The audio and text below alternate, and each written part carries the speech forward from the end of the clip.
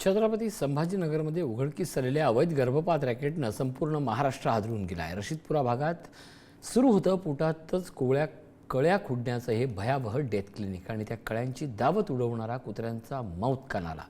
जिथं 10वी नापास आणि कोणतेही वैद्यकीय शिक्षण नसलेली शाहिदा परवीन आणि तिचा पती सय्यद इर्शाद अनेक वर्षापासून मिळून गर्भपाताचे रॅकेट चालवत होते। धक्कादायक म्हणजे पोलिसांनी छापा टाकला तेव्हा एका महिलेवर गर्भपाताची प्रक्रियाही सुरू होती आणि ज्या महिलेला पोटात मुलगी आहे असं सांगण्यात आलं तिच्या गर्भात प्रत्यक्षात मुलगा असल्याचं समोर आलंय।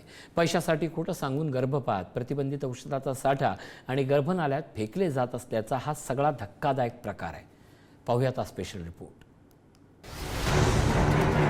गर्भातच कोवळ्या कळ्या खुडणारं भयावह डेथ क्लिनिक, गर्भपाताच्या शरीरावर जगणारा कुत्र्यांचा मौत कानाला। 10वी नापास सय्यद शाहिदा चालवत होते गर्भपाताचं रॅकेट। रॅकेटचा मुख्य सूत्रधार कोण, त्याला बेड्या कधी ठोकणार? रशीदपुरा भागात याच ठिकाणी पोलिसांनी छापा टाकला। घराच्या आतलं दृश्य पाहून अधिकारीही हादरले आहेत। 10वी नापास शाहिदा परवीन, जिचं कोणतंही वैद्यकीय शिक्षण नाही, मात्र तरीही ती पती सय्यद इर्शाद सोबत अनेक वर्षांपासून अवैध गर्भपाताचं रॅकेट चालवत होती। घरामध्ये रुग्णालयासारखी व्यवस्था उभारण्यात आली होती। प्रतिबंधित MTP pills, sonography probe, injection आणि गर्भपातासाठी लागणारं साहित्य मोठ्या प्रमाणात जप्त करण्यात आलं। या रॅकेटमध्ये आणखीन एक धक्कादायक बाब समोर आली। मूळ अंबड तालुक्यातील आणि 4थी पर्यंत शिक्षण झालेल्या एका मोलकरणीला शाहिदा आणि तिच्या पतीनं सहाय्यक म्हणून ठेवलं होतं। ही मोलकरीण गर्भपात प्रक्रियेत मदत करत असल्याची माहिती तपासात समोर आली आहे।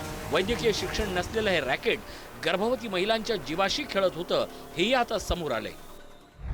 सध्या रशीदपुरामध्ये आहे, ज्या ठिकाणी पोलिसांनी छापा टाकला। हाच तो आलिशान बंगला आहे जो किरायाने आरोपींनी घेतला होता आणि इथूनच हा संपूर्ण रॅकेट चालवलं जात होतं। आपण पाहतो की हा रशीदपुरातला जो नाला आहे हाच तो नाला आहे आणि ज्या ठिकाणी गर्भ फेकला जात असल्याचा संशय पोलिसांना आहे। कारवाईनंतर पोलिसांनी नाल्यात रक्ताने माखलेले कपडे, इंजेक्शन, सुया, मेडिकल वेस्ट आणि गर्भपातासाठी वापरले जाणारे साहित्य आढळून आलेलं आहे। विशेष म्हणजे एवढा लांब नाला असताना केवळ याच 10 ते 15 फुटाच्या भागातच मोकाट कुत्रे घोळका घालत सतत फिरताना या परिसरामध्ये दिसत आहे। त्यामुळे गर्भ नाल्यात फेकले जात असल्याचा संशय अधिक गडद झाला आहे। काही स्थानिकांनी पोलिसांच्या या संशयाला दुजोरा दिलेला आहे। या प्रकरणात शाहिदा परवीन सय्यद इर्शाद आणि सय्यद इर्शाद अहमद सय्यद गनी यांना पोलिसांनी अटक केली आहे, तर नसरीन शेख ही मदतनीस म्हणून काम करत असल्याची माहिती समोर आली आहे। या चार्टमध्ये ग्रामीण भागातील महिला, एजंट, मेडिकल चालक आणि काही डॉक्टरांशी संपर्क झाल्याचे पुरावे पोलिसांच्या हाती लागले आहेत। तब्बल 30 एजंट आणि विविध मेडिकल नेटवर्कशी संबंधित क्रमांकही पोलिसांना सापडले आहेत। गर्भपात केल्यानंतर ते गर्भ फ्लॅटच्या पाठीमागे असलेल्या नाल्यात फेकले जात होते। पोलिसांच्या तपासात या नाल्यात रक्ताने माखलेले कपडे, इंजेक्शन आणि मेडिकल कचरा सापडला आहे। विशेष म्हणजे त्या परिसरात 15 ते 20 कुत्र्यांचा घोळका जमा झाला होता। गर्भपातानंतर गर्भ नाल्यात फेकले जात असल्याच्या घटनेला काही स्थानिकांनीही दुजोरा दिला आहे। तिथे छापा मारल्यानंतर एक व्हिक्टिम महिला तिथं त्या प्रोसेसमध्ये, गर्भपाताच्या प्रोसेसमध्ये आम्हाला मिळून आली।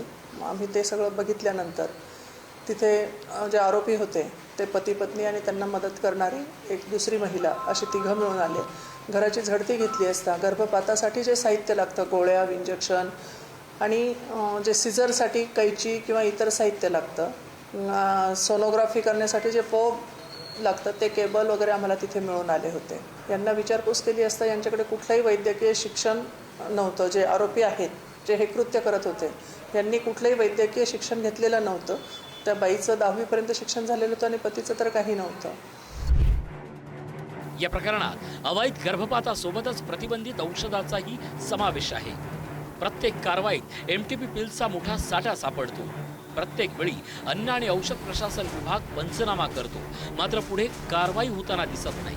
या औषधावरील बॅच क्रमांकावरून पुरवठादार, वितरक आणि मुख्य सूत्रधार सहज शोधता येऊ शकतात। मग त्या साखळीपर्यंत तपास का पोहोचत नाही असा सवाल आता उपस्थित होतोय। दरम्यान मनपा आरोग्य विभागानेही या प्रकरणाला आता अत्यंत गंभीर मानलंय। त्या ठिकाणी ती रूमही पाहिली आम्ही, त्या वट्ट्यावर पेशंटला झोपवायचे, त्याच्यानंतर ते अबॉर्टस, आणि जेव्हा घराची झाडाझडती घेतली त्यावेळेस अत्यंत शॉकिंग अशा, म्हणजे एक गायनॅकॉलॉजिस्टच्या ऑपरेशन थिएटरमध्ये जेवढे इन्स्ट्रुमेंट इक्विपमेंट MTP करण्यासाठी उपलब्ध असतात त्यापेक्षाही जास्तच्या सर्व गोष्टी त्या ठिकाणी आम्हाला सर्व इन्स्ट्रुमेंट मिळून आले. MR सिरिंज भेटली, त्याच्यानंतर ह्या MTP पिल्स ज्या आहेत त्या पिल्सचे पॅकेट मिळालेत भरपूर, अगदी 10-15 पॅकेट तिथं होते उपलब्ध.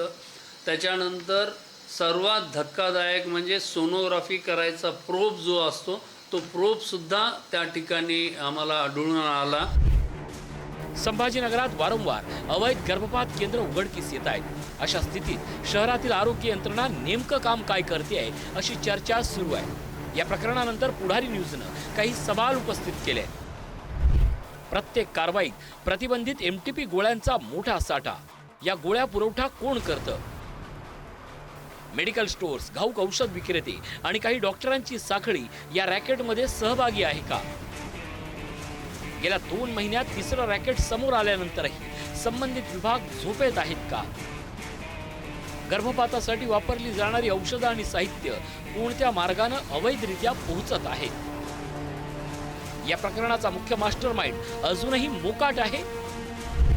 आरोग्य, अन्न आणि औषध प्रशासन विभागाची भूमिका गर्भपात रॅकेटच्या घटनांमुळे डागाळते आहे. या रक्तरंजित रॅकेटच्या मुळापर्यंत जाऊन खऱ्या सूत्रधाराचा पर्दाफाश कधी होणार याकडे आता सगळ्यांचं लक्ष लागलंय. सचिन जिरे, पुढारी न्यूज, संभाजीनगर.